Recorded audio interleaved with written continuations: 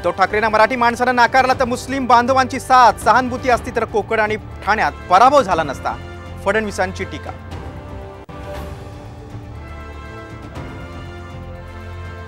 पळणारा नाही तर लढणारा आहे, मोकळं करण्याचं विधान नैराश्यातून नाही तर भाजपात नव्या पेरणीची गरज असल्याचं फडणवीसांचं मोठं विधान।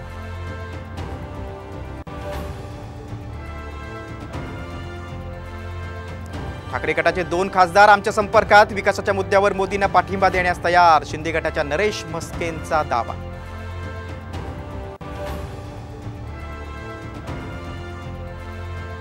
श्रीकांत शिंदेंना केंद्रात मंत्रिपद द्या, शिंदे गटाच्या खासदारांचा आग्रह, तर मेरिट बघून खासदारकीचा निर्णय घेणार, मुख्यमंत्री शिंदेंची भूमिका।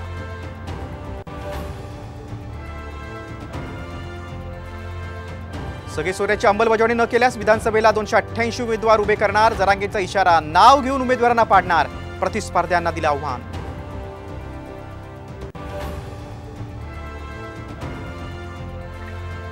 आणि तुफान पावसानं पुणेकरांची दाणादाण, अनेक भागात साचलं पावसाचं पाणी, पुण्यातील वाहतूक मंदावली।